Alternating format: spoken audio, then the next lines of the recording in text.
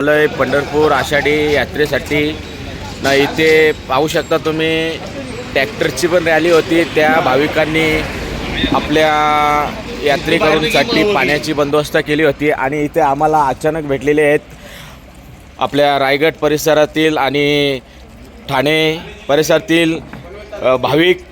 एकदम मस्त, म्हणजे त्यांच्या आपण जाणून घेऊया. ते पण आपल्या पंढरपूर यात्रेच्या निमित्ताने आषाढी एकादशीसाठी आलेले होते.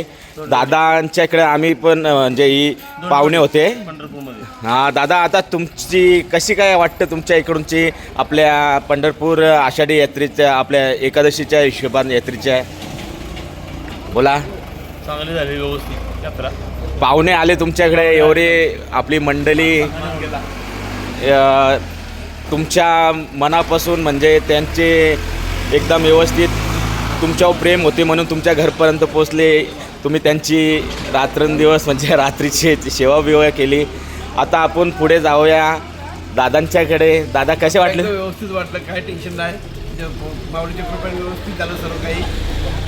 म्हणजे अडचण नाही ना? काही अडचण नाही. किती लोक असू शकतात दादा, तुम्ही बोला. भरपूर लोक. आज जवळजवळ 18 वर्ष झाली मी येतो इकडे पंढरपूरमध्ये, पण या वर्षी एवढी पब्लिक होती का म्हणून फायदा नाही.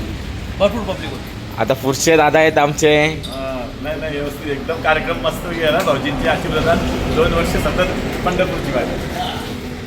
सरपंच आपले सर आहेत, त्यांच्याबद्दल पण प्रतिक्रिया जाणून घेऊया आपल्या आषाढी एकादशीच्या बद्दल. नमस्कार. एकादशीच्या हार्दिक शुभेच्छा सर्वांना तुम्हाला. आणि 1 वर्षापासून वाट बघत होतो का आषाढी वाडीला मी जाणार आहे.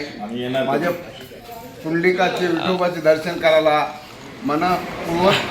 आणि सर, आम्ही ऐकलं तुमच्या मित्रांकडून का तुम्ही एक मनाने वेगळीच इच्छा ठेवून आले होते की कसं काय आपण जाणार आणि दर्शन घेणार. किती तुम्हाला दिक्कत आली त्याच्याबद्दल? मी गेल्या वर्षी देवाला प्रार्थना केलेलं आहे का देव माझे शरीर सुखाने ठेवले, तुम्ही पुढच्या वर्षी वाडी करणार. म्हणजे आज उपाशी पोटी राहून हां, मी पूर्ण वारीचा लाभ घेतला. भाविकांवर तुम्ही बघू शकता का दादांची किती प्रतिक्रिया होती आणि किती मनानं आता म्हणजे बोलू शकत नाही आपण, ते आपण व्यक्त करू शकत नाही त्याच्याबद्दल. तर आता दादांकडे येऊ. विश्वास माऊली श्री विठ्ठल रुक्मिणीच्या चरण स्पर्शाने आपणा सर्वांवरती कृपा दृष्टी राहू दे. प्रल्हादांच्याकडे येऊ. उत्तम झालेली आहे.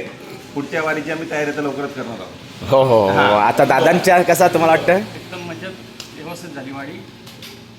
आता बघू शकता तुम्ही, आम्ही कितीतरी म्हणजे किलोमीटर आलेलो आहे. त्याच्या हिशोबाने म्हणजे आम्हाला असा आनंद होते की आता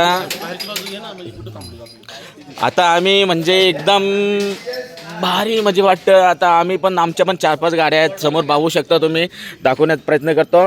आणि हे आमचे पण खारघरचे पण आहेत सर्व मंडळी एकदम व्यवस्थित. म्हणजे एकदम म्हणजे असं वाटतं का आता या आम्ही दुसऱ्याच रस्त्याला आहो नाही, आमच्या प्रस्थान घराच्या दिशेने करण्याचा प्रयत्न करणारच. म्हणजे आता निघलेलो आहे आम्ही. चहा पाण्याची नाश्त्याची व्यवस्था इथे त्या दादानी केली होते. आम्ही इथे कोंडेवारीमध्ये वस्ती केली होती तिथं. त्याच्या हिशोबाने म्हणजे मित्र आम्ही परिवार बसलो आहे, बघू शकता ना. थँक्यू ना. तुम्ही पण अशाच प्रकारे हे बघा, श्रेया टूर अँड ट्रॅव्हल्स, मातोश्री पान शॉप अँड झेरॉक्स. इथंशी आम्ही आता नाश्त्याची बंदोबस्त त्या दादांनी केलेले आहे, समोरच बसलेले आहेत ते. त्याच्या हिशोबाने थँक्यू. तुम्ही पण या आणि तुम्ही पण आषाढी एकादशीची मजा घ्या.